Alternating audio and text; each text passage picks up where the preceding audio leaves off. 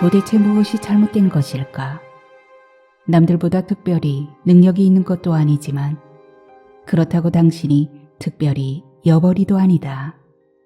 오늘도 또 사무실에서 아무것도 하지 않은 채 시간을 보내는 일은 생각보다 어렵다. 당신과 아내는 전생에 원수지간이었을 것이다. 아내는 당신의 승진에만 관심이 있다. 아니다. 과장 사모님이 되고 싶은 자신의 승진에만 관심이 있다. 오늘 아내의 얼굴은 부장을 닮았다. 아내의 팔자는 순전히 당신 탓이다. 당신은 밖으로 도망친다. 등줄기로 식은땀이 흐른다. 무슨 죽을 죄를 지었다고.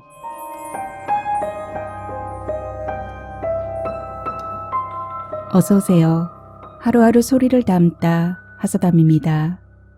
오늘은 이완우 작가님의 난청 준비했습니다. 작가님은 2000년 단편소설 2부의 초상을 발표하면서 문단에 등단을 하셨는데요. 오늘의 소설 난청은 작가님의 소설집인 누구세요에 실린 단편입니다. 치열한 경쟁 사회에서 살아갈 수밖에 없는 직장인의 생존 스트레스와 절망감을 직장 상사인 부장 박 여사의 말만 선택적으로 듣지 못하는 주인공을 통해서 보여주고 있는데요. 2013년에 발표한 이 작품은 색다른 상상력과 독특한 서술 방식으로 독자들에게 재미를 더할 것입니다. 작가님이 굉장히 공을 들인 작품이라고 하는데요.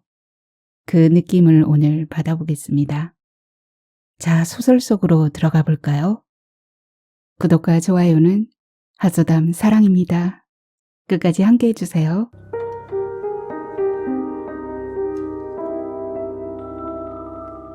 난청, 이완우.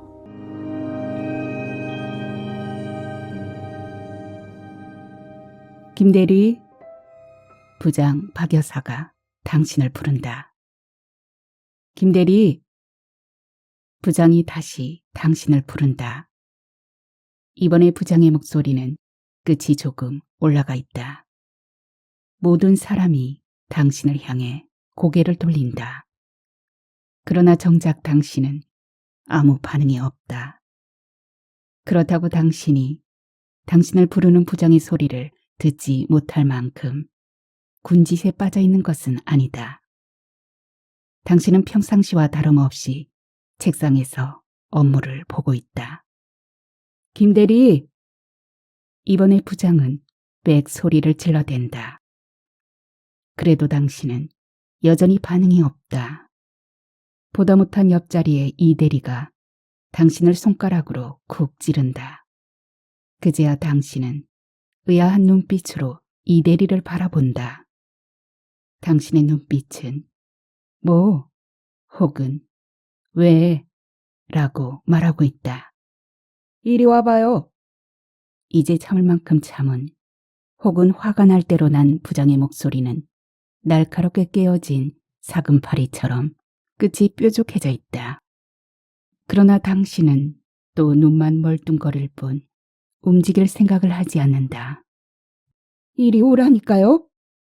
드디어 부장은 용량을 초과한 풍선처럼 폭발하고 만다. 하긴 부장으로서는 괘씸한 노릇이긴 하다. 사실 나이로 따져도 당신은 부장에게 막내 동생 뻘되는 새카만 놈인데 말이다. 그런 당신이 감히 부장의 말을 잘라먹고 있는 것이다. 부장님이 부르시잖아요. 이 대리의 중계를 듣고서야 당신은 부장 앞으로 간다. 내 말이 안 들려요? 도대체 왜 그러는 거예요? 한두 번도 아니고. 자꾸 이러면 나도 생각이 있어요. 그래도 당신은 또 눈만 멀뚱거린다. 이거 오늘 중으로 다 정리해놓고 퇴근하세요. 두툼한 서류철을 당신 앞으로 툭 던져놓는 부장의 얼굴이 시뻘개져 있다. 당신은 서류철을 집어들고는 자리로 돌아온다. 부장의 말을 알아들은 것처럼. 그러나 자리로 돌아온 당신은 곧 이 대리에게 부장이 뭐래? 하고 묻는다. 소위 당신은 부장에게 찍혔다. 당신으로서도 억울한 점이 없는 것은 아니다. 아니, 당신의 입장에서는 모든 것이 다 억울하다. 당신이 일부러 부장의 말을 무시하는 것이 아니기 때문이다. 당신의 증상에 대하여 당신은 최소한 지금은 어떠한 의도도 가지고 있지 않다. 의도는커녕 이 일로 가장 답답한 장본인은 바로 당신이다. 할 수만 있다면 당신은 하루빨리 이러한 상황에서 벗어나고 싶은 사람이다. 처음 증상이 나타났을 때 당신은 별로 심각하게 생각하지 않았고 아무런 고민도 하지 않았다. 왜냐하면 처음 증상은 부분적으로만 나타났으므로 어레짐작으로 대충 넘겨잡으면 되었기 때문이다. 예를 들면 어이, 한 잔 줄래요라고 들리는 말은 커피 한 잔 줄래요로 짐작하고 오늘 외식합시다는 오늘 회식합시다로 짐작해서 해석하면 되었다. 물론 넘겨잡는 당신의 어레짐작이 늘 맞는 것은 아니었다. 입사 2년 후이던가 당신은 김상대 씨 내일 에러와 울랑 준비해 라는 부장의 말을 몇 시간째 굴려봐도 도저히 이해하지 못한 적이 있었다. 결국 다음날 당신은 김상대 씨 기 먹었어요? 라는 말과 함께 아무 준비도 없이 캘커타로 부랴부랴 출장을 떠나야 했었다. 부장은 부장대로 기분이 좋지 않았겠지만 느닷없이 해외 출장이 달가울 리 없기는 당신도 마찬가지였다. 그러나 조금 불편하기는 했지만 사회생활에 큰 어려움이 있는 것은 아니었다. 결정적으로 병원에서도 아무런 이상이 없다는 진단을 내렸을 뿐만 아니라 다른 사람들과의 의사소통에도 전혀 문제가 없었다. 여자 신입사원인 김하늘 씨는 물론 전수경 씨, 조인희 대리 등의 목소리는 또렷이 들렸다. 특히 아침마다 김 대리님 커피 드시겠어요? 하는 전심부름하는 계약직 최양의 목소리는 일과를 알리는 명징한 신호 같기도 했다. 집에서도 마찬가지였다. 딸아이의 목소리도 들렸고 아내의 목소리도 잘 들렸다. 아무 문제가 없었다. 정말 의사의 말대로 얼마 후면 사라질 일시적 현상일 터였다. 일시적으로 아무것도 들리지 않았다가 회복되었던 고교 시절 경험도 있었다. 갑자기 온 세상의 모든 소리가 정지해버렸던 충격. 그러나 곧 모든 것이 정상이 되지 않았던가. 그때처럼 모든 것은 곧 정상으로 돌아올 것이라 당신은 그렇게 믿었다. 그러나 스트레스에 의한 일시적 현상일 뿐 아무런 이상이 없다던 당신의 증상은 시간이 흘러도 나아지지 않았다. 나아지기는커녕 날이 갈수록 점점 도가 심해져 어느 날부터 인간은 아예 부장의 말이 들리지 않는 심각한 지경까지 이르게 된 것이다. 그런데 왜 하필 부장뿐일까? 아무리 생각해봐도 짐작 가는 일이 없었다. 당신이 부장에게 특별히 나쁜 감정 같은 것을 가지고 있어서 그런 것도 아니다. 나쁜 감정이 있을 턱이 없다. 내가 입사할 당시 대리였던 부장은 이미 회사에서 능력을 인정받던 선배 사원이었다. 하늘 같은 상사, 그것도 여성 간부.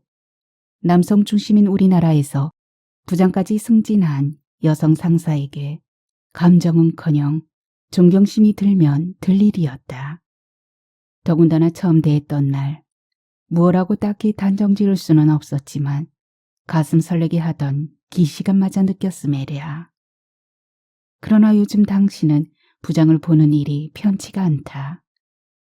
편치 않은 정도가 아니라 힘들다. 아니, 지금 당신은 괴롭다. 아니다, 무섭다. 회사에 출근하는 일이, 부장을 바라보는 일이 몸서리치도록 당신은 무섭다. 당신은 부장에게 찍혀서 여러 가지 불이익을 당하는 것으로 생각하고 있다. 유독 자신의 말만 잘라먹는다고 판단하는 부장의 괘씸죄에 걸려 번번이 진급에서 밀리는 것이라고 말이다.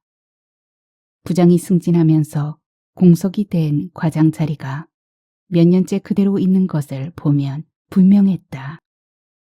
누가 보아도 그 자리는 당신 자리였으므로 차마 다른 사람을 임명하지는 못하고 그렇다고 당신을 임명하지도 못하고 있는 것이 너무도 뻔히 눈에 보이는 것이다. 당당하다면 다른 사람을 임명하지 못할 이유가 없는 것이 아닌가 말이다. 입사 동기 중 아직도 대리인 사람은 당신이 유일하다. 요즘에는 이러다가는 4년이나 후배인 이 대리에게도 밀리게 될지 모른다는 위기감이 당신을 괴롭히곤 한다. 부장이 하는 짓, 부장이 이 대리나 당신을 태하는 태도를 보면 그렇게 될 가능성이 없는 것도 아니다. 아니, 가능성이 크다. 그것도 매우. 당신은 하던 일을 접어놓고 부장이 던져준 서류를 정리하기 시작한다. 그러다가 어느 순간 당신은 당신의 내장 깊숙한 곳에 몸을 숨기고 있던 우라통이 식도를 역류해 슬그머니 치밀어 오르는 것을 느낀다. 그래, 언제나 소리 한번 지르지 못하는 당신의 소심한 우라통은 정당하다. 이 기획안은 당신이 할 일이 아닌 것이다. 업무 성격으로 보아 이 대리가 할 일이다. 물론 바쁠 때는 서로서로 돕는 게 맞기는 하지만 그렇다 해도 입사 10년이 다 되어가는 당신에게 주어질 일은 아니다. 직위를 이용한 부장의 안담이다. 부장님, 이걸 왜 저에게 시키십니까? 다른 사람, 아니면 부장님이 직접 하시든가요? 그러나 오늘도 당신의 우라통은 역시 소심하다. 입 밖으로 불쑥불쑥 튀어나오려는 말들을 당신은 꾸역꾸역 참아낸다. 곧 진급 심사도 있을 텐데 참는 자에게 복, 아니 승진이 왔으면 좋겠다고 당신은 생각한다. 긴 한숨 한 번 쉬는 것으로 당신은 불만을 대신한 다음 다시 서류를 펼쳐들지만 마음이 없는 일이라서 도통 진전이 없다. 한쪽을 멍하니 몇 분씩 보고 있기 일수다. 이 일을 빨리 끝내고 당신의 기획안에 집중해야 하는데 정작 당신의 기획안은 절반도 못한 상태가 아닌가 말이다. 아무래도 또 당신은 능력 없는 티를 내면서 남들 다 퇴근한 사무실에서 혼자 야근을 해야 할 것 같다. 오늘 회식 어때요? 곧 좋은 소식이 있을 것 같은데. 모두 좋아요 하는데 당신은 서류를 보고 있다. 직원들을 둘러보던 시선이 당신에게 멈추면서 미소를 띄었던 부장의 얼굴이 굳어진다. 이 대리가 얼른 당신에게 중계를 한다. 당신은 부장을 쳐다본다. 부하가 울컥 치밀어 오른다. 일거리를 잔뜩 주워놓고 회식이라니. 빠지라는 얘기와 뭐가 다른가. 이건 노골적인 용골대질이다. 그러나 얼른 당신은 마음을 추스린다. 곧 좋은 소식이 있을 거라는데 좋은 소식이 뭐겠는가. 당신은 부장을 향해 가볍게 목례를 한다. 즐거운 시간 되십시오. 저는 내일까지 보고해야 하는 기획안이 있어서. 또 누구 빠져야 하는 사람 있어요? 없으면 6시에 다 같이 나갑시다.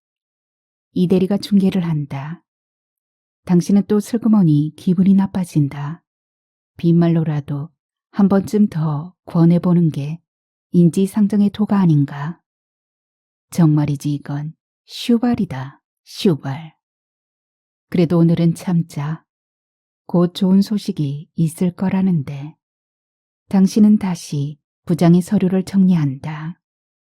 이제 다들 나가시죠? 6시인데. 일은 진척이 없는데 야속한 벽시계는 어느새 6시를 넘었다. 다녀가십시오. 제 걱정은 마시고. 당신은 약간 과장해서 말한다. 직원들은 모두 즐거운 표정으로 퇴근을 한다. 당신의 당부대로 제 걱정을 하는 직원은 아무도 없이. 참 얼쯤하다. 장래성 없는 만년 대리 따위에게 누가 관심을 보일까. 당신은 처량한 기분으로 의자에 기대어 눈을 감는다. 가슴이 답답하다. 인생은 생각하는 대로 된다는데 자꾸 부정적인 생각이 드는 것을 어쩔 수 없다. 당신은 긍정적인 생각을 가지려 애를 쓴다. 그래, 좋았던 날을 떠올려 보자. 좋았던 날이라. 그녀를 처음 만났을 때? 아니다. 아내를 처음 만났을 때? 또 아니다. 회사에 합격했을 때? 그러다 곧 만년 대리인 당신의 모습이 떠오른다. 글쎄, 그것도 별로. 이럴 땐 체면을 걸어보자. TV를 보면 체면은 모든 것을 가능하게 만들지 않던가. 어떤 사람은 공중부양을 하기도 하고 어떤 사람은 양파를 사과처럼 먹기도 하고 또 어떤 사람은 전생을 여행하기도 했다. 거기에 비하면 당신이 바라는 일은 몇십 배는 쉬운 일이다. 당신은 마음속으로 되낸다. 당신은 승진을 할 수 있다. 당신은 승진을 할 수 있다. 아니, 당신은 승진을 했다. 당신은 오랫동안 공석이었던 과장 자리에 승진이 된다. 당신은 회장님이 참석한 신제품 설명회에서 새로운 제품을 발표한다. 당신의 설명이 끝나자 모든 사람이 기립하여 당신을 향해 박수를 보낸다. 회장님도 웃으면서 고개를 끄덕인다. 당신이 회장님을 향해 고개를 숙인다. 아니다. 당신이 아니다. 어찌된 일인지 회장님에게 인사를 하는 사람은 당신이 아니라 이대리다. 시오발. 잠시 잠이 들었던가. 노크 소리가 들린다. 이 시간에 누굴까? 생존을 위해 눈치를 보는 일에 이골이 난 초식동물처럼 당신은 본능적으로 자세를 바로잡는다. 네, 누구세요? 문이 열리고 들어온 사람은 이사님이다. 뒤에는 입사 동기인 인사 과장이 서 있다. 동기 중에 승진이 제일 빠른 놈이다. 이사님이 어쩐 일이십니까? 자네야말로 웬일인가 이 시간에. 모두 회식을 하러 간다던데. 예, 저는 일이 좀 있어서. 그래도 직원들하고는 잘 어울리는 게 좋지. 그럼 수고하게. 이건 아닌 밤중에 홍두깨. 아닌 대낮에 느닷없는 횡재다. 때마침 들어온 이사님. 회식인데도 불구하고 사무실에 혼자 남아 회사 일을 하는 사람. 직원들하고 잘 어울리라는 말은 무슨 뜻인가? 뭔가 일이 잘 풀리고 있는 것이 분명하다. 이사님이 다녀가자 당신은 신이 난다. 이렇게 야근을 하게 해준 부장이 고맙기까지 하다. 일이 잘 되기만 한다면 부장에 대한 그간의 불만도 다 거두리라. 불만이 다 무엇냐? 평생의 은인이다. 한참 동안 서류를 정리하던 당신은 자리에서 일어나 인사과 쪽으로 간다. 아직 인사과장은 자리에 있다. 직원들도 모두 야근 중이다. 확실히 인사철 분위기가 난다. 과장님, 잠시 저 좀 보실까요? 좀 바쁜데. 인사과장은 마지못해 당신을 따라 일어선다. 당신은 재빨리 복도에 설치된 자판기에서 커피를 뽑아 인사과장에게 내민다. 뭐 좀 정보가 없는가? 그걸 내가 어찌 알겠는가? 위에서 하는 일인데. 당신은 절실한데 인사과장은 건성이다. 하긴. 자넨 주무과장이자는가. 그래도 워낙 보안이 심해서 곧 발표가 있긴 있을 것 같네. 기다려보게. 고맙네. 이놈 앞에서는 왜 늘 주눅이 드는지 화가 난다.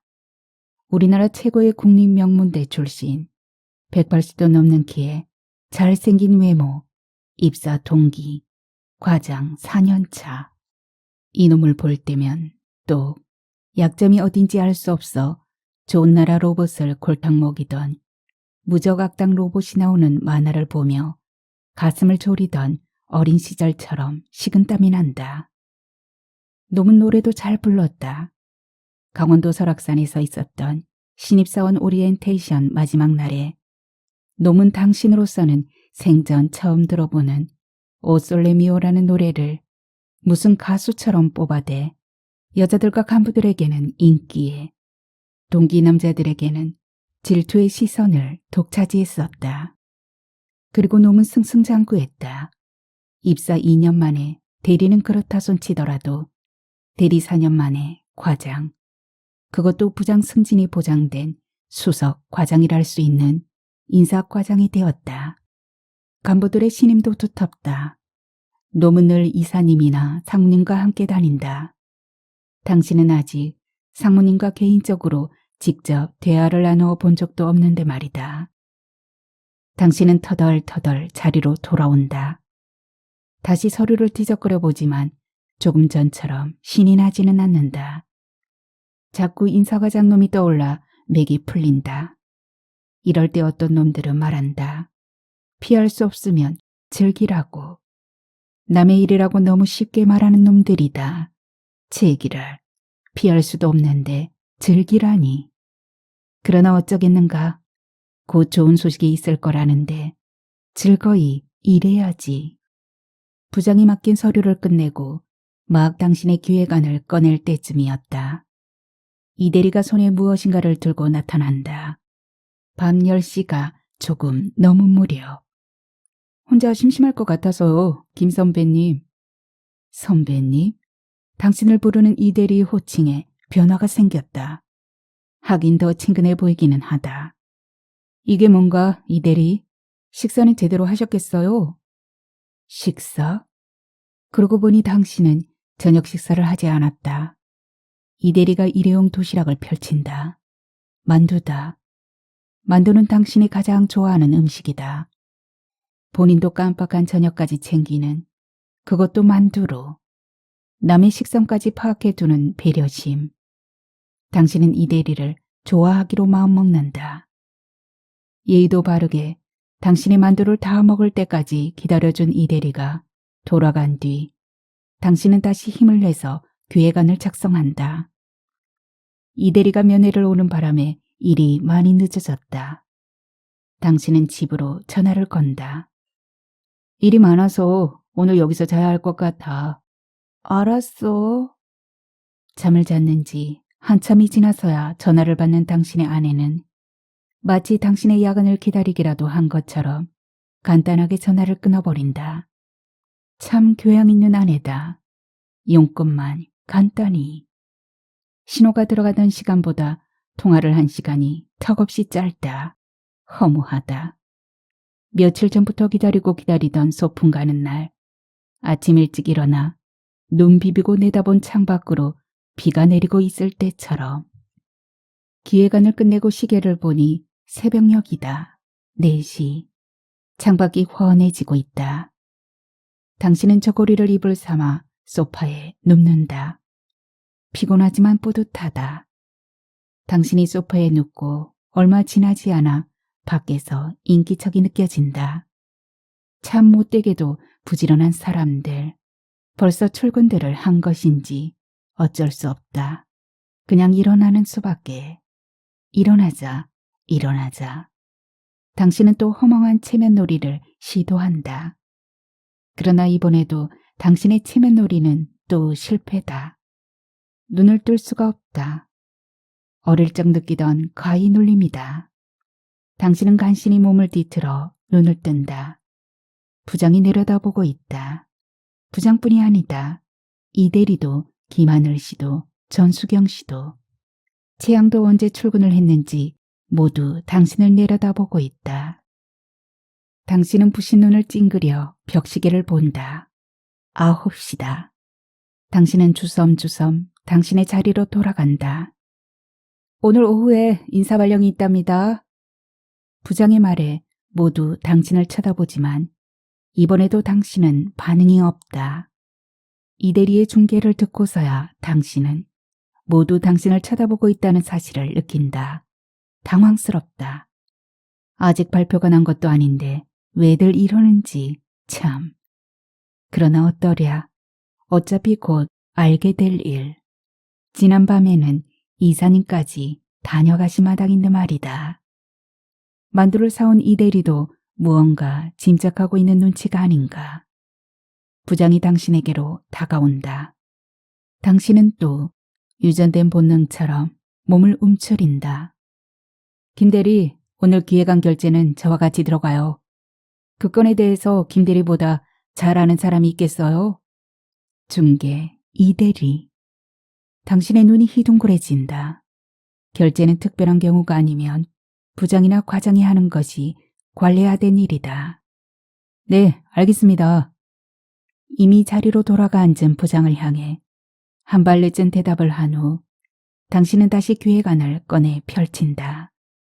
처음으로 해보는 결제. 이건 부장이 주는 모종의 암시임이 분명하다.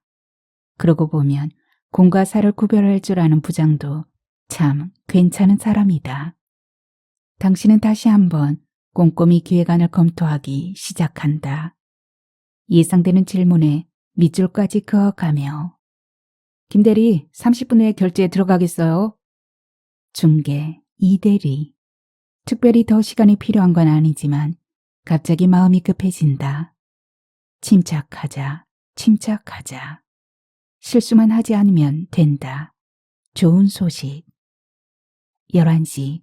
부장이 앞을 서고 당신은 심호흡을 하며 부장의 뒤를 따른다. 이사님, 계시지? 이사실 비서가 일어서서 인사를 한다. 부장이 이사실을 놓고 한다. 따라오세요. 당신은 눈치껏 이사실로 따라 들어간다. 신입사원 시절 인사차 들른 후 처음이다. 그때나 지금이나 긴장되기는 마찬가지다. 우리 회사에서 여러분의 꿈과 야망을 펼쳐보세요. 지금은 상무님이 되어 있는 이사님에게 덕담을 들은 지 10년이 되어 간다. 꿈과 야망을 펼쳐보자. 당신은 어금니에 힘을 준다. 놓고 나가세요. 검토 끝나면 연락할 테니 박 부장은 잠깐 얘기 좀 할까요? 인간이 걱정하는 일의 99%는 일어나지 않는 일이라는 말이 있다. 쓸데없는 걱정을 하며 사는 셈이다. 그러나 그뿐이 아니다. 인간이 준비한 일의 99%도 일어나지 않는 일이다. 쓸데없는 준비를 한 셈이다. 불과 한층밖에 되지 않은 거리를 돌아오는 당신의 다리가 자꾸 허공에서 엉기어댄다. 자리에 돌아와 앉았지만 아무 일도 손에 잡히지 않는다. 갑자기 할 일이 없어진 당신은 책상 서랍을 연다. 그러나 책상 서랍에 볼 일이 있는 것도 아니다. 이내 서랍을 닫는다. 이번에는 컴퓨터 마우스를 만져본다. 역시 할 일이 없다. 그러다가 문득 당신은 얼마 전에 가입한 펀드를 생각해낸다.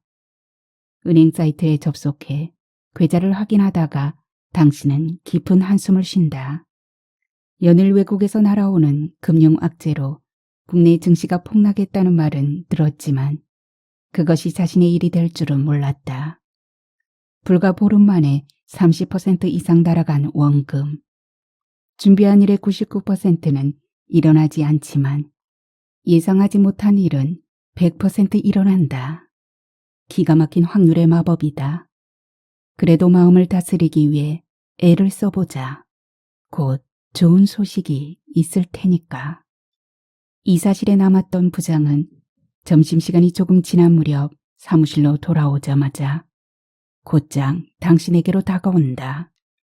멍하니 다른 생각에 잠겨있던 당신이 황급히 자세를 바로 한다.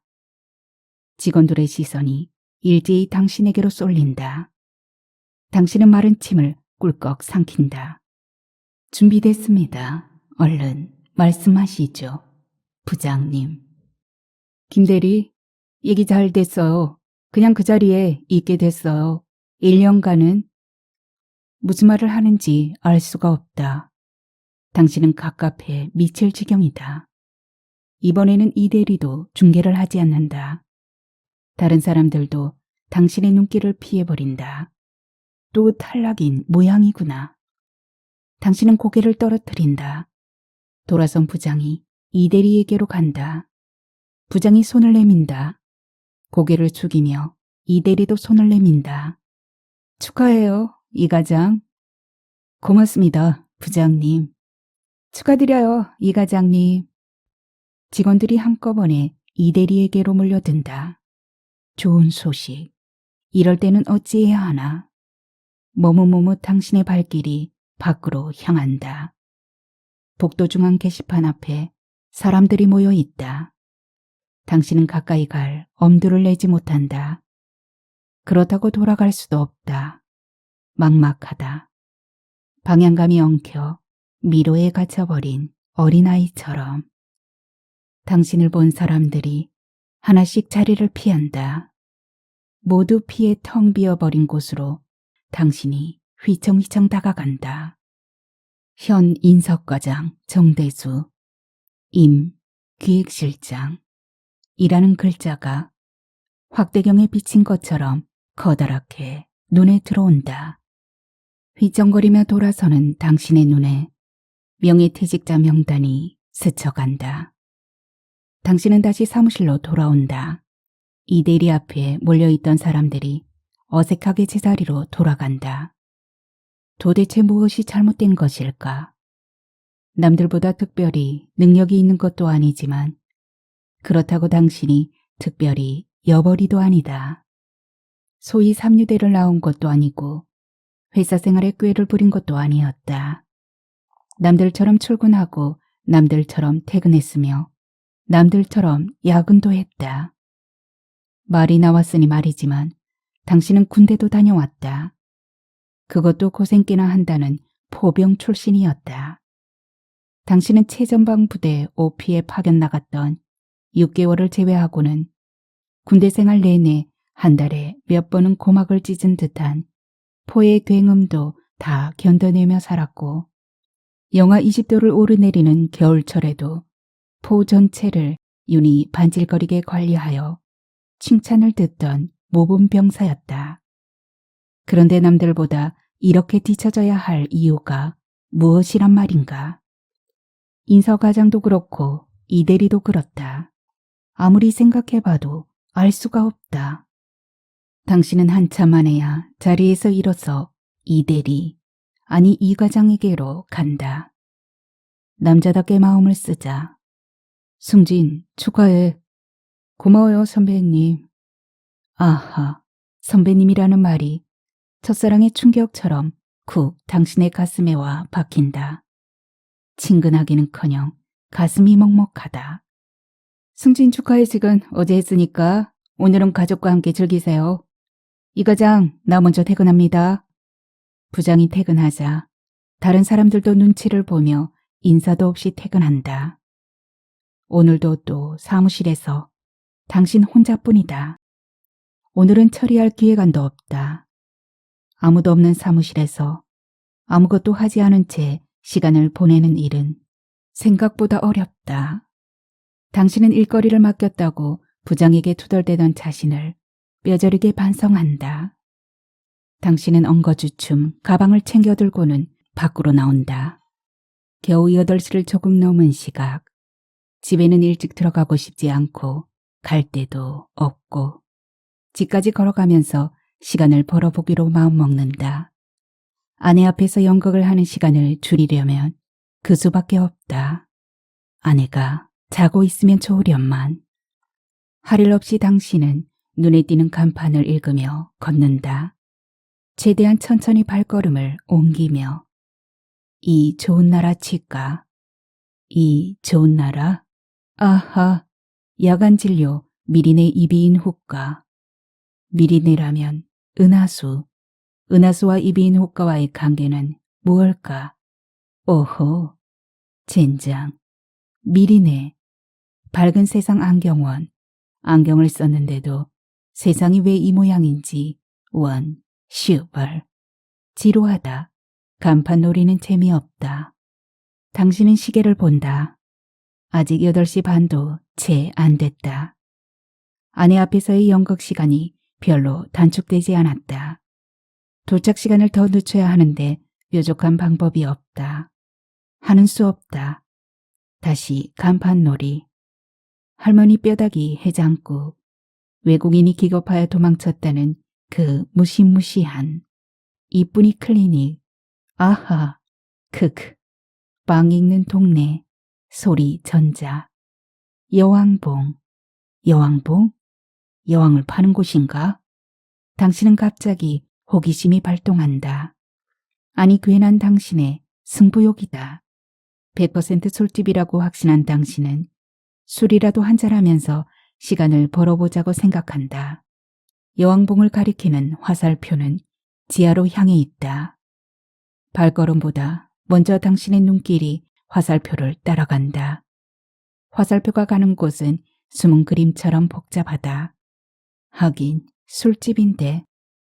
그러나 술을 마시기에는 너무 이른 시간이어서인지 계단을 다 내려가도 주위는 조용하기만 하다. 무슨 중대한 일을 앞둔 사람처럼 잠시 숨을 고른 당신은 검은색으로 칠이되어 있는 여왕봉 문을 슬쩍 밀고 안을 들여다본다. 몹시 위압적으로 보이는 느낌과 다르게 가볍게 열린 문 저편에서 당신을 맞는 것은 캄캄한 어둠이다. 어서 오세요. 한 발짝도 움직이지 못한 채 사태를 파악하려는 당신 앞에 불쑥 어둠을 뚫고 인기척이 들린다. 남자의 목소리다. 여왕봉인데. 당신은 갑자기 주눅이 든다. 누구세요? 아니, 엉겹거려 당신은 말까지 더듬는다. 적반하장도 유분수라더니 손님이 주인에게 누구세요란다. 이쪽으로 앉으세요. 여기가 뭐하는... 이발소입니다. 이번에는 여자의 목소리다. 역시 모습은 보이지 않고 목소리만 들린다. 이발소? 아, 예, 다음에... 당신은 밖으로 도망친다. 등줄기로 식은땀이 흐른다. 무슨 죽을 죄를 지었다고. 이제 더 이상 간판놀이 따위는 하기 싫다. 정말 천천히 걸었건만 어느새 집 앞이다. 당신은 절망한다. 11시도 되지 않은 시각. 어제는 한밤중이던 11시가 오늘은 초저녁이다. 슬그머니 현관문을 밀어본다. 다행히 잠겨있지 않다. 당신은 잠들어 있는 맹수 앞을 지나 초원으로 가야 하는 사바나의 서글픈 초식동물처럼 살금살금 최대한 소리를 죽여 현관으로 들어서서는 옷을 벗고 소파에 눕는다. 여기서 자야지. 그러나 어떻게 인기척을 들었는지 눈치 없는, 아니 눈치 빠른 당신의 아내가 방에서 나온다. 늦었네요. 여기서 자려고요? 아, 당신 깰까봐. 당신 스스로 생각해도 참 설득력 없는 말이다. 당신 승진 발표 났어요? 단언컨대 당신과 아내는 전생의 원수지간이었을 것이다. 아내는 당신의 승진에만 관심이 있다. 아니다. 과장 사모님이 되고 싶은 자신의 승진에만 관심이 있다. 그게 그러니까... 또 안 된 거군요. 아내의 직업은 점쟁이였을 것. 당신은 대답 대신 처분을 기다린다. 승진 누락 때마다 돌변하는 아내. 이럴 때의 아내와 평상시의 아내는 완전히 다른 사람이다. 오늘 아내의 얼굴은 부장을 닮았다. 도대체 회사 생활을 어떻게 하기에 만년 대리예요, 대리. 으휴, 내 팔자야. 아내는 또 팔자 타령이다. 아내의 팔자는 순전히 당신 탓이다. 남들 다 아는 과장 사모님도 만들어주지 못하는 죄인. 무슨 변명을 하겠는가. 언감생심. 아내는 당신이 감히 꿈도 꿀 수 없는 여자였다. 그것은 아내의 외모가 뛰어나다거나 집안이 남다르다거나 혹은 학벌이 월등하다거나 한 것 때문은 아니었다. 주지하다시피 그것은 오로지 그녀 때문이었다. 당신이 그녀를 처음 만난 것은 고등학교 시절 통학버스에서였다. 그것은 정말 우연한 일이었다. 아니 어쩌면 필연이었는지도 모르겠다. 그날 3년간이나 탈 없이 잘 다니던 그 버스가 갑자기 고장이 나지만 않았어도 또는 버스가 고장났다는 장거리 버스 통학생의 천재지변과도 같은 완벽한 변명거리를 남들처럼 사용하기만 했어도 당신은 그녀를 만나지 않았을 것이다. 아니, 그날 당신이 7km나 되는 길을 뛰어가 다른 노선의 그 버스를 타는 성실성을 보이지만 않았어도 당신은 그녀를 만나지 않았을 것이다. 하여간 그날 당신은 그녀를 만났다. 흰색 하의에 옅은 녹색 상의를 입고 있던 그녀. 그녀는 천사였다. 그날 이후로 당신은 매일 아침 7km나 되는 길을 새벽부터 뛰어 그 버스를 탔지만 그러나 정작 당신은 그녀에게 말도 걸어보지 못했다. 그녀를 발견하는 순간 밤을 새우며 연습했던 숱한 말들이 단 한 개도 말이 되어 나와주지 않았다. 말은커녕 몸에는 단 한 올의 힘도 남아있지 않아 그대로 주저앉아 버릴 지경이었다. 그리고는 마치 성인용 잡지를 처음 보았을 때처럼 화끈거리는 얼굴을 돌려 애써 더는 본심을 들키지 않기 위해 가슴을 진정시킬 뿐이었다. 당신이 그녀에게 편지를 쓴 것은 고3이 끝나가던 겨울방학의 어느 즈음이었다. 편지는 상대방을 보지 않아 좋았다. 별 내용도 없이 그저 좋아한다는 것. 만나자는 이야기도 없는 막연한 것이었지만 당신이 그 편지를 우체통에 넣기까지는 일주일이나 되는 긴 동안의 용기가 필요했다. 그런 다음 날부터 당신은 대문간에 나가 집배원을 기다리곤 했다. 그러던 어느 날 비참하게도 당신은 통학버스 뒷 유리창에 훈장처럼 붙어 나부끼던 당신의 편지를 발견했다. 견딜 수 없는 모멸감. 그 자리를 벗어날 수 있다면 죽음이라도 택할 수 있을 만큼 살이 떨리던 치욕. 이상하게도 그 순간 당신 주변의 모든 소리가 정지되었다. 오직 나부끼는 편지만이 음이 소거된 TV 화면처럼 천천히 너울댈 뿐이었다. 첫사랑의 충격. 그 이후 당신은 단 한 번도 그 버스를 타지 않았다. 당신의 아내를 처음 만난 것은 군대 시절이었다. 아내는 당신이 어쩌다 외출을 나가면 들리곤 하던 버드나무집이라는 군인상대 시골 주점의 딸이었다. 당신의 아내를 처음 만났을 때 고등학교 적 그녀를 떠올린 것은 회개망측하기 이를 데 없는 사건이었다. 어쩌면 아내를 만나던 그 순간 이미 당신은 피할 수 없는 운명 같은 것을 느꼈는지도 모른다. 기억의 밑바닥에서 한동안 콤플렉스로 작용하던 편지 사건이 있었음에도 여전히 마음속에 환상으로 잠재해 있던 그녀를 연상시킨 아내는 당신이 감히 쳐다볼 수도 없었던 그녀의 미련을 실현해줄 대용물이기도 했다.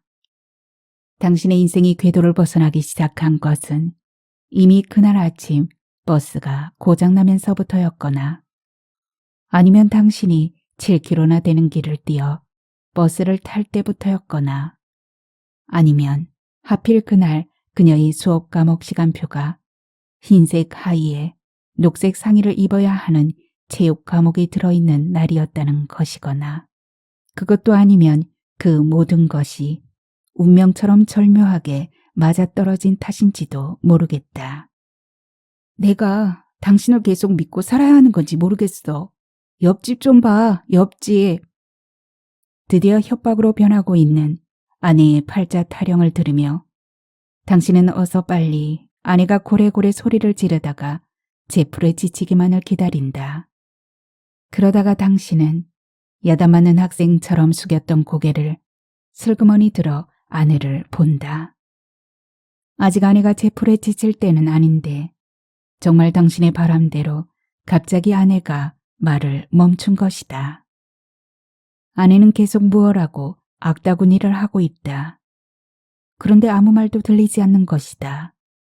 머리를 흔들고 심호흡을 해봐도 여전히 아내는 혼자 계속 악다구니를 하고 있다. 당신은 다시 고개를 숙인다. 청자도 없는 말을 허공에 퍼부어대는 아내보다 아내의 악다구니조차 듣지 못하는 자신이 더 불쌍하다고 당신은 생각한다. 그러고도 한참은 더 악다구니를 펼치던 아내가 방으로 들어간 다음에야 당신은 소파에 앉은 채로 밤을 새운다. 무능한 남편. 아침이 되어도 아내는 문 밖으로 나오지 않는다. 깨울 염치도 없다. 당신은 냉장고 속에 남아있는 반찬으로 아침을 차린다.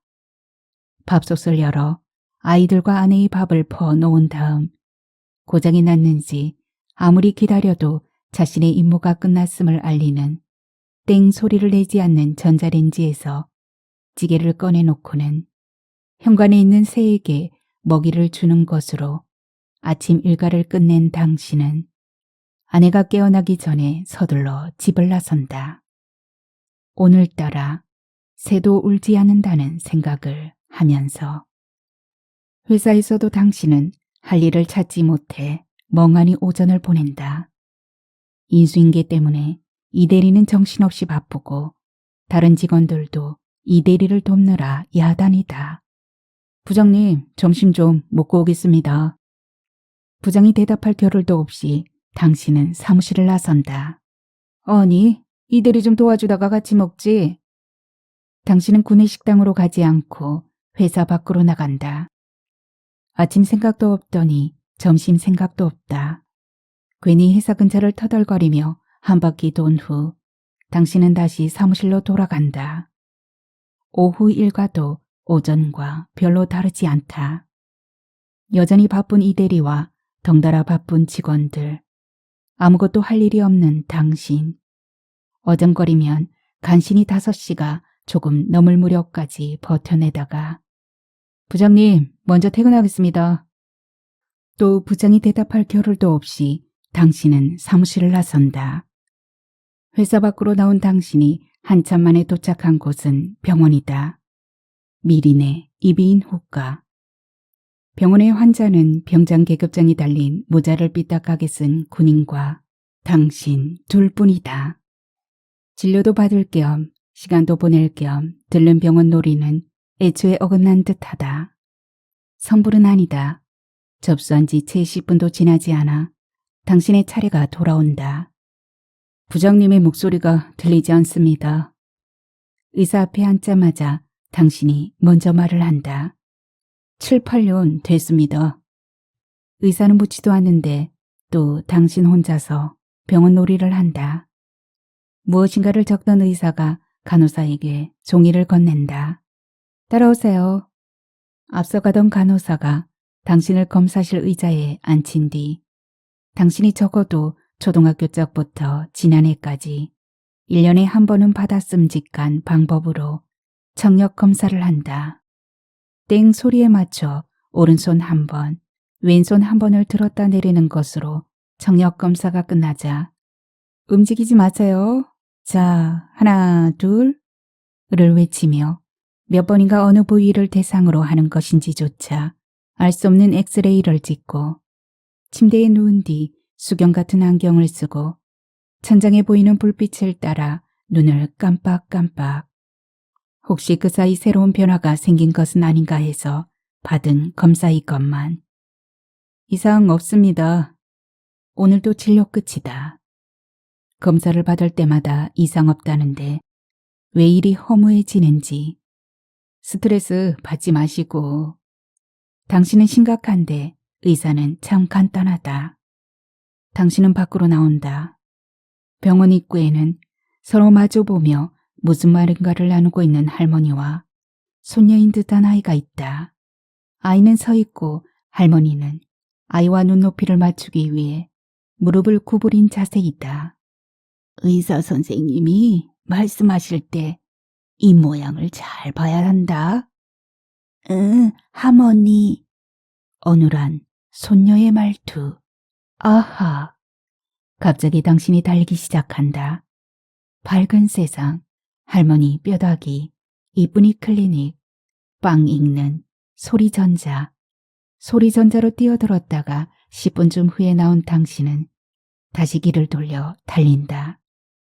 빵 읽는 이쁜이, 할머니, 밝은 미리 이 좋은 택시를 기다릴 여유조차 없을 만큼 당신은 마음이 급하다. 당신의 발걸음이 점점 빨라진다. 숨을 컥컥거리며 당신이 도착한 곳은 사무실이다. 무슨 큰일이라도 난 것처럼 허둥거리며 달려왔지만 막상 사무실에서 당신이 한 일은 별로 없다. 아주 잠시 부장자리 근처를 맴돌았을 뿐. 손님 접대용 소파에서 숨을 고른 다음 이주 물건을 가지러 왔던 사람 모양 이내 퇴근이다. 정작 당신이 야근을 한 것은 다음 날이다. 저녁까지 사줘가며 두어 시간 동안 계약직 최양의 도움을 받아 무엇인가를 열심히 만든 당신은 먼저 최양을 돌려보낸 뒤 아예 꼬박 밤을 새운다. 그러기를 며칠, 또다시 회사에서 밤을 새운 어느 날 아침. 잠이 부족할 만도 한데 당신은 직원들이 출근하기 전 회사 화장실에서 대충 세면을 한 다음 평상시보다 더 말짱한 자세로 업무를 본다. 연신 부장의 모습까지 살펴가며 자, 그만들 중지하고 점심 먹으러 갑시다. 오늘은 내가 살게. 아닙니다. 제가 사겠습니다. 부장의 말을 따르며 당신이 나선다. 사람들이 모두 놀란 표정으로 당신을 쳐다본다. 아니, 김 대리님. 의아하다는 듯이 조인희 대리가, 전수경 씨가, 김하늘 씨가 입을 맞추어 말한다. 아니, 김 대리, 그럼 그동안?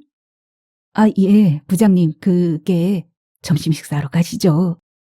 얼굴이 하얗게 되어 당신을 노려보던 부장이 대답 대신 쾅 소리가 날 만큼 거세게 문을 닫으며 밖으로 나가버린다.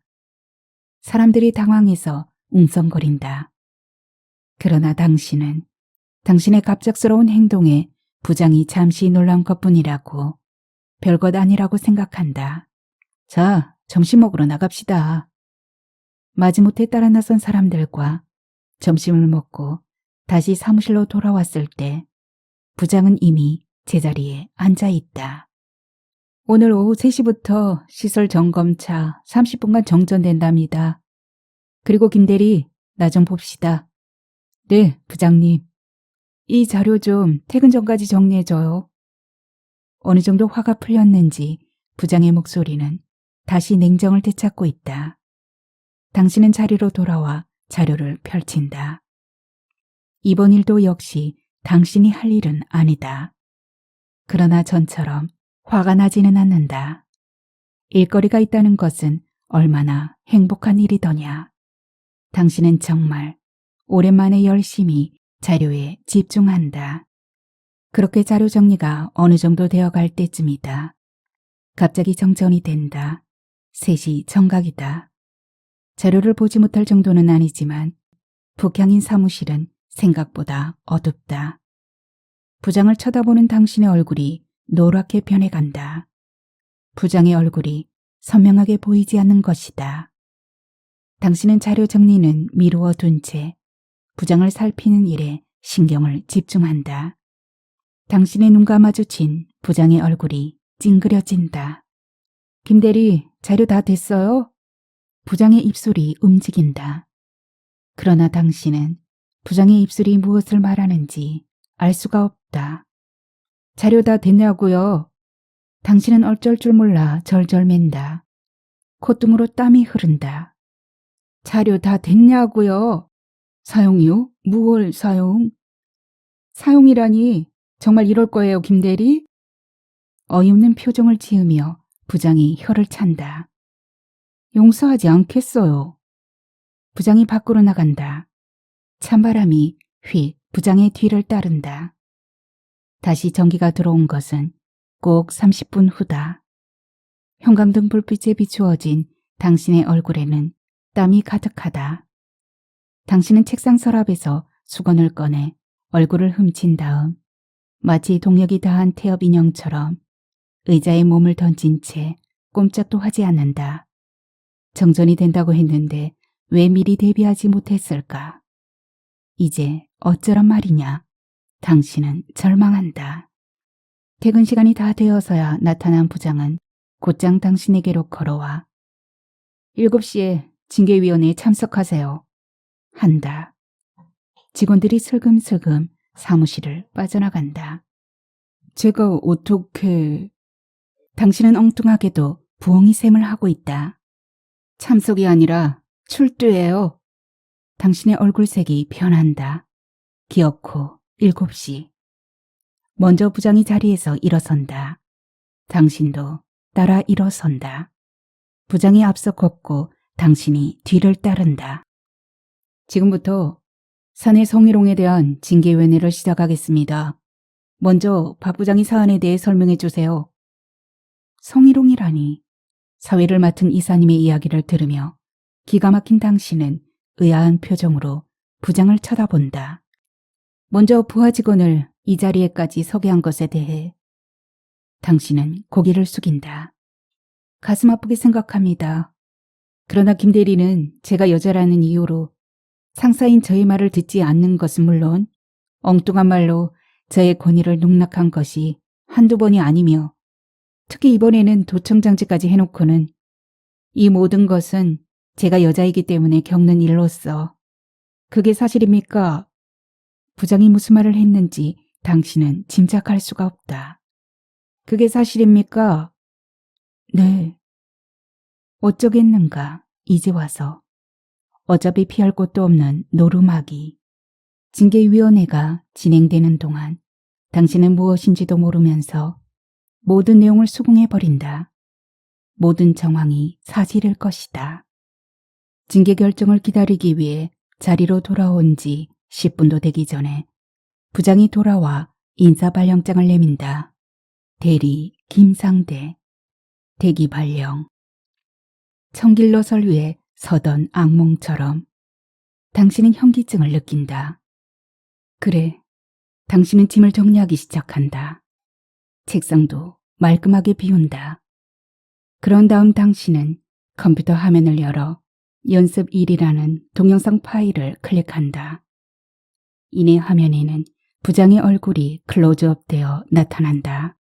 화면 하단부에 한글 자막과 함께. 그러나 당신은 자막을 보지 않고도 부장의 입모양만으로도 그것이 조대리 이 기획안 자료 처음부터 다시 검토해봐 라는 말인 것을 알 수 있다. 연습 2도 클릭한다. 역시 자막과 함께 부장의 얼굴이 나타난다. 이번에도 당신은 막힘없이 이 대리 인수인계 상황 어떻게 됐나요? 김하늘 씨, 전수경 씨, 어제 준 서류 정리됐어요? 라는 것을 알아낸다.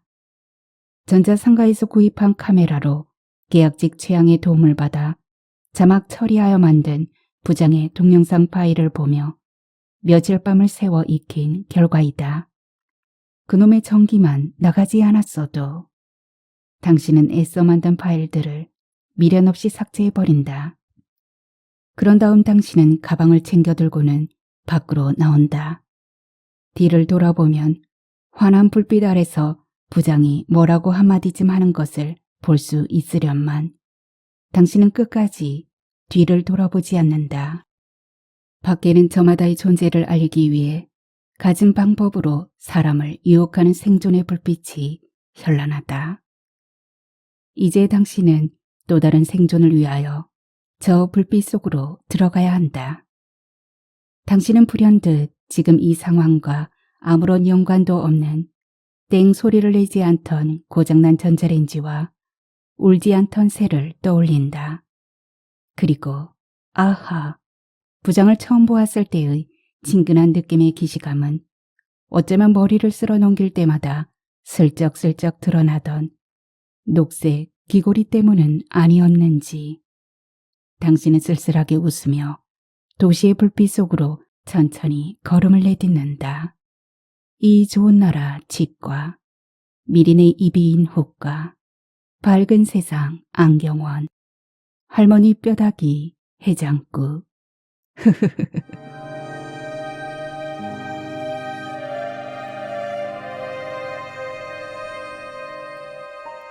오늘의 소설 난청은 여기까지입니다. 요즘 굉장히 무더위와 폭우와 장마, 이변이 많은 날씨인데요. 어디에 계시든 안전하고 건강한 하루가 되시길 바랍니다. 하소담 소설 끝까지 들어주셔서 감사하고요. 오늘은 여기까지 들려드리고 또 다음 소설 준비해서 오겠습니다. 편안히 계세요. 감사합니다.